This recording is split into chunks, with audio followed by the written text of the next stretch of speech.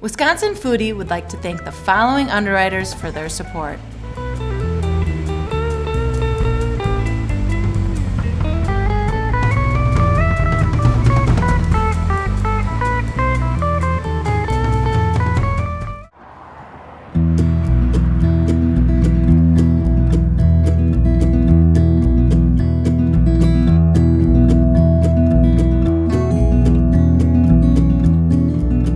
I'm Bryan De Stefanis. Me and my fiance Deb Diaz, we own Big City Greens.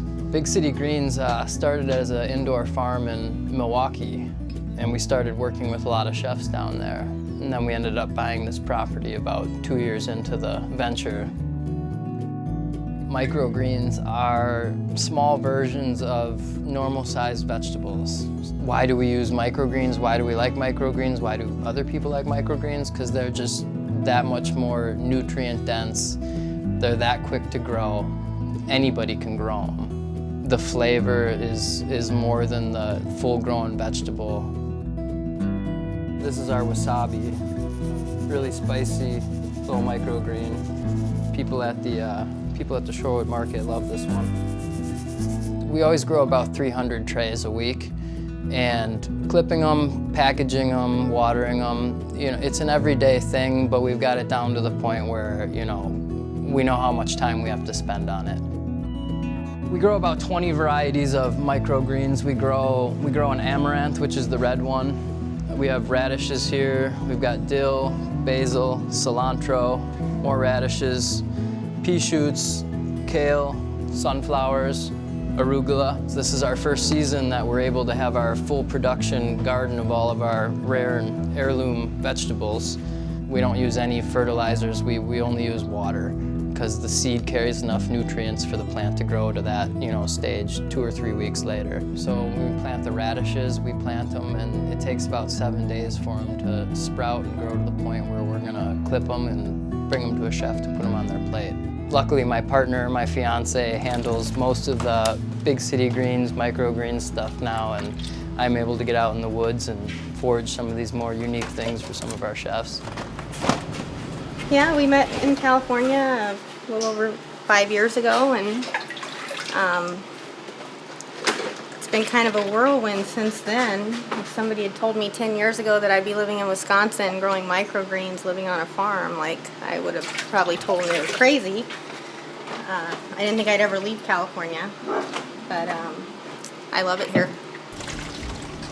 Before we moved to Wisconsin, we lived in Northern California, Mendocino, California to be exact, and my farming was a different kind of farming. We grew medical marijuana for patients that needed it out in California. When we moved to Wisconsin, Wisconsin isn't quite on the board with that yet, so we decided to take it to a new level. We decided to grow rare and unique vegetables for chefs. Gosh, the experience I took from California is what allowed me to do all of this. The care, the attention to detail with everything, the quality of everything. So it just kind of transferred over to a new area. I miss California, but California is somewhere you can go visit whenever you want to, and Wisconsin is home.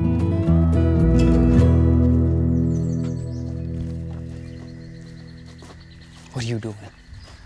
You got your ball?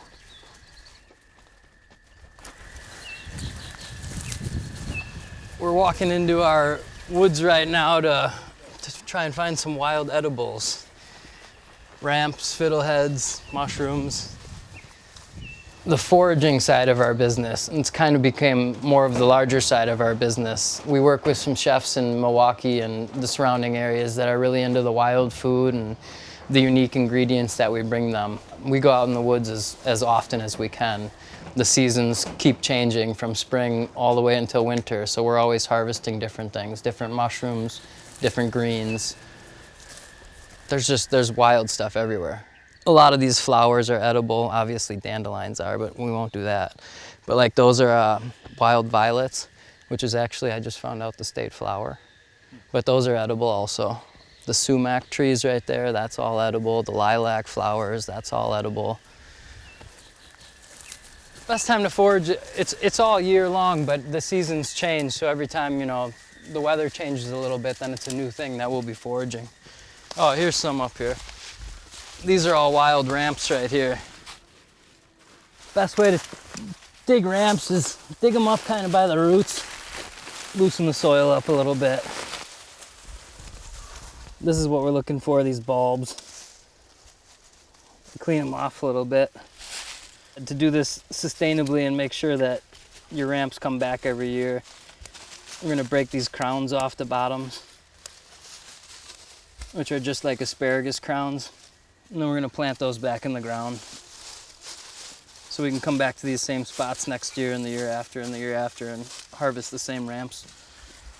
People are getting more excited to be able to go out into the woods or go out into their own yard or property and get their food and cook a meal for their family off of their own land instead of running out to a supermarket or buying something that they don't have any connection to.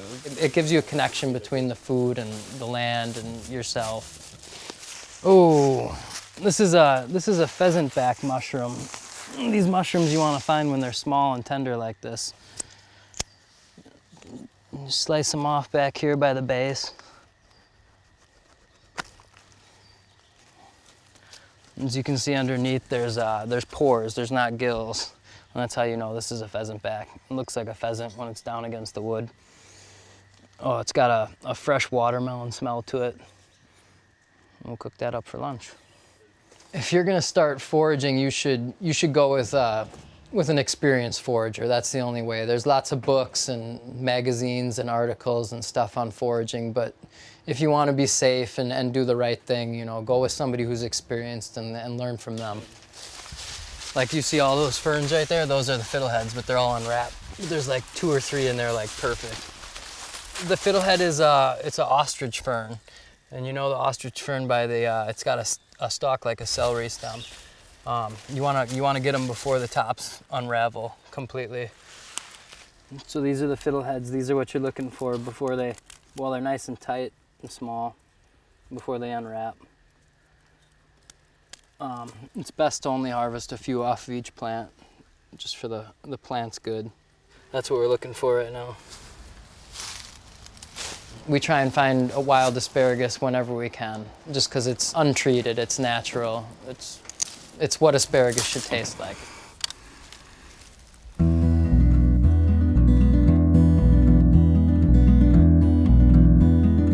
We get excited about dinner here. Dinner's the only meal we kind of take seriously, and before dinner it's kind of a mad rush, you know, what can we pull together from the property? You know, you run over there and get some apple blossoms, and I'll go over there and get some asparagus, and those are the things that inspire us to do the cooking and to run out and grab it last minute. We were gonna whip up some venison burgers. Bryan got a nice buck. The weather was perfect, the temperature was perfect, so we let it hang and age for about 5 days, and it's been like the most amazing venison we've had.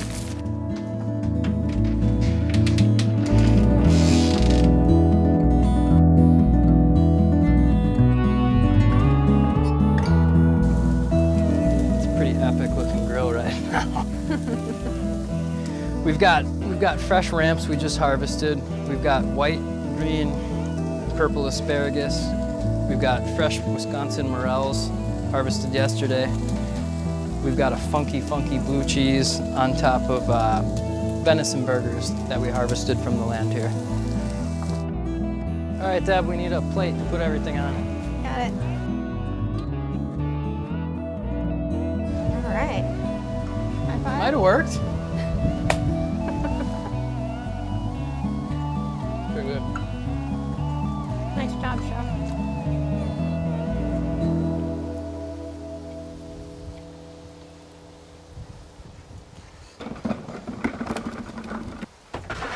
Usually on an average Tuesday and Thursday, I'm on the road in the van for about 14 hours a day. Our first stop is Blind Horse Winery in Kohler. I think we've been working with the Blind Horse for about 3.5 years, well, about as long as we've been open. Chef Brent reached out to us and asked me if I'd be able to stop by and asked me if I had a delivery route that way, and it just so happens that our farm is past the Blind Horse, and our route to Milwaukee, we're able to pass him every Tuesday and Thursday. Bryan, what's going on, man? Hey, Chef. Come on in. All right, what do we have? Oh, we got a whole spread for you today. We've got heirloom tomatoes, a few different kinds. Now these are really nice and pretty. These are like tie-dye ones. Yep. They're tie-dyes. They're very pretty, very nice. You know they're in season when they smell so nice Fantastic. and nice. We've got some beautiful French carrots, Parisian's nice. some hot heirloom peppers, one of your favorites, ground cherries. Of course. We got mouse melons. I was able to hit some spots on the way down and find you some wild mushrooms. Trumpets already. Lobsters and black trumpets. We've got our microgreens, some edible flowers for you, and some green coriander. Beautiful. And then, of course, the maple and the honey. Nice. No, this is awesome. I really appreciate that. Sounds good to me. We appreciate it too. I'll see you next week, Brent. All right, Brian. Take care, bud. man.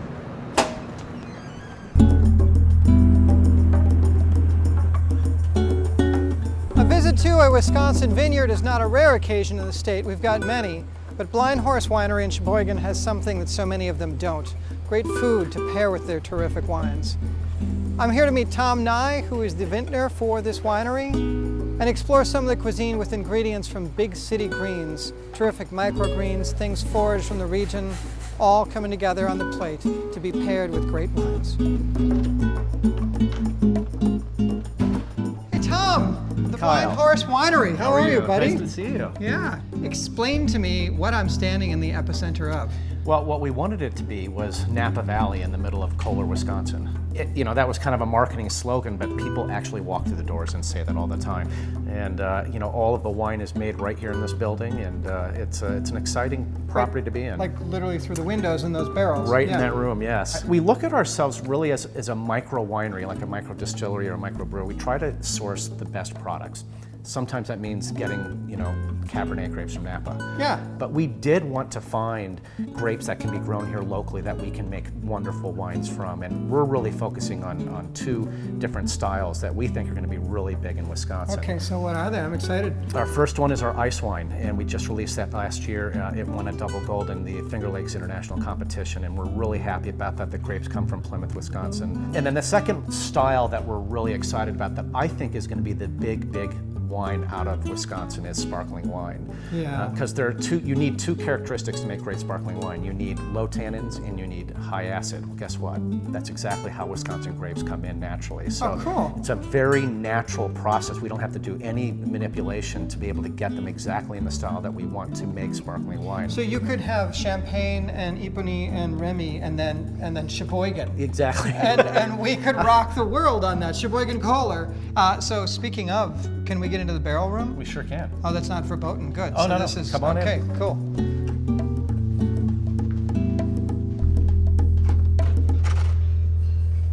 Tom, I love a room full of barrels of wine. Yes, welcome to my home. This is your office. It is. So we make about 17 different wines here. Yes, Wow. all kinds of different styles. But one of the neatest jobs of being a winemaker is kind of crafting the type of oak you're going to actually age this wine in. We're a small winery, we're a craft winery. We can really customize every single style and type of wine that we want to do, and we're small enough that we can actually control the process. So that's the art part of winemaking that makes it so exciting. Whenever I'm in a room like this, I'm hoping that there's a wine thief and the winemaker will give me a little preview of things to come. Absolutely. I have a perfect wine for you I'm excited about. We call it our Rhone blend, and it's a blend of Syrah, Grenache, and Mourvedre. I'm really excited about this. This won't be released for another year or two, but right now you're going to notice a lot of fruit, and now this long-term aging in oak will really give it some of the character and spice that we're going to look for in the future. So this is like the preview when you go to the movies and it's going to be a big blockbuster in 2 years. This is the preview, the teaser. This is the first teaser. Yeah. Absolutely. Oh wow, that's nice. Especially on the back of the tongue as it opens up. It is very dark cherries is what I see Yeah. on the nose and on the finish on this wine. And there is a big acidic balance, or you're getting kind of an acidic hit in here. What I'm looking for with the long-term aging in the oak here is to soften that out, and that's where this is really going to take Right. off. It's really interesting to taste wine at this stage. It's a baby. It's nowhere close to what it's going to be, but through tasting wine through a lot of years, I can see where it's heading, and this to me excites me. So cheers to that, my Cheers. friend. Yeah. So Thomas, this singular experience is delightful, but I'm prone to food and wine together because, I mean, great pairings are just, they can change your day. You know, I love wine, but paired with the right food, it is an experience. And I think of wine as food in many cases. It's with my, you know, I have it with dinner, and it's part of dinner. And why don't we enjoy some of that with what Brent has cooking up for us. Great. Hey, Chef. Hey guys. How you doing? Kyle. Good to see you. How are you? Good. Good, Tom. Long time no see, right? This is beautiful spread. This is all Big City Greens, I'm This guessing? is all from Bryan Big City Greens, just dropped them off not too long ago. We're about to do a tomato carpaccio, and we'll probably do a little bit with all the heirlooms. I really like the cucamelons and mouse melons, we'll do those in there as well, and same with the ground cherries. We'll finish it off with a bunch of petite greens. We'll use it with some of the pea tendrils, some of the radish greens, and some of the fresh coriander. We'll also top it off with a little bit of flowers, I believe, with a little bit of tarragon vinegar. Sweet. Well, we expect great things, and we know they'll be coming out. Yeah, we're just starting to cut up the tomatoes now, so. Okay, we'll get out of your kitchen. I have a seat for us out there so we can let the chef prepare. Terrific. And you probably know your way around some wines to pair with this. I have some ideas. I love my day. I love my day. Good to see you, Chef. Yeah, nice seeing you. So carpaccio is typically shaved paper-thin beef, but for this case, this is actually going to be a vegetarian dish. Usually shaved paper-thin, served with bread. For this instance, we're going to serve it with toasted brioche. It's just letting the tomatoes speak for themselves. There we go. And that's tomato carpaccio. So you've composed a lovely plate for us, Mr. Vintner. What would we pair? Well, you know, when I see tomatoes, I instantly think of Pinot Grigio, you know, the perfect kind of acidic balance. So I think this is a good complement of all the acid that might be in the tomatoes and all the freshness of this dish with the crisp acidity of a Pinot Grigio. You could drink this all day. You really can. Yeah. The perfect summer drink. Yeah. You know what? I'm going to pop some brioche right on top because let's get the whole thing. Dude, that's amazing. Thank you. Chef. I'm not just saying this, that's fantastic. Good. There's 14 flavors working in concert right now in my mouth. Do I know how hard that is? Do you know how hard that is? This right here is one of those, this is my last meal on earth. I would like to have this as my first course. I mean, it's that good.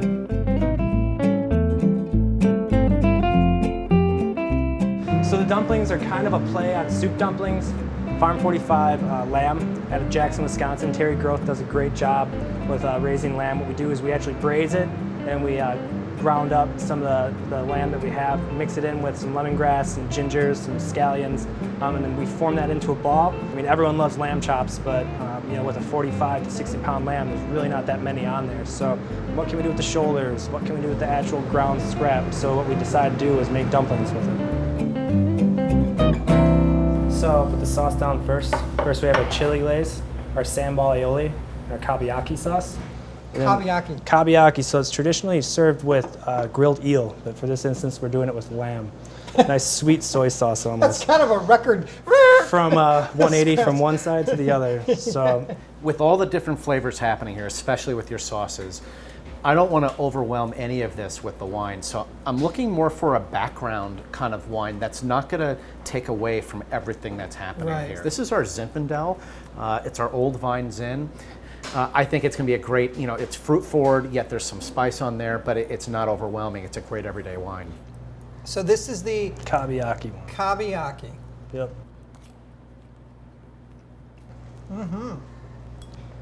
Again, that's delicious. Thank you. That's so wicked wrong right. I've never had lamb inside a dumpling. It probably shouldn't be there, but it works really, really well. Well, you're on a roll, so keep them coming. All right. I hate to keep sending you back into the kitchen, but I really want to keep sending you back into the kitchen. I'm going to go back there and make our walleye for you. Love it. All right. Thanks, this was so great. Thank you, Chef. Perfect. All right, so for the next dish, we have a Superior Lake walleye. So I'm going to season the fish first. Salt, white pepper. We're going to go on to the potatoes. These are just a medley of 3 different potatoes. We're getting a hard sear on that. So at this point, we're going to add a little bit of butter in here after we got rid of the excess oil. And I'm just going to baste it. So these are adobo cashews. We just toast those with some adobo chili. Then we're just gonna finish it off with the spinach. So we got some andouille sausage. It's from Usinger out of Milwaukee. Just gonna finish it with some of those microgreens, some radish to kick it up a little bit, then parsley oil. And that's our walleye dish. Well, there can only be one wine left to Yes. pair with this, and it is. Pinot Noir, surprisingly. So I thought we'd go completely unconventional. I love it. So I have become a huge fan of matching red wine to fish. Something like this, which is so complex, and the sausage that is in here, well, you know what? We can play off of those flavors and the complexity of this dish and bring in a lighter red.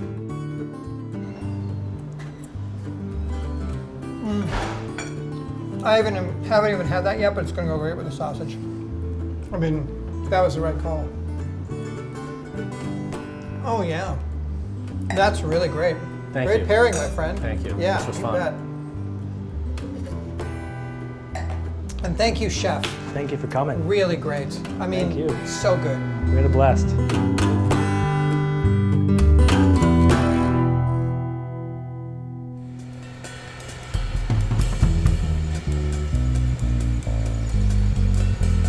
So I got to get behind the name.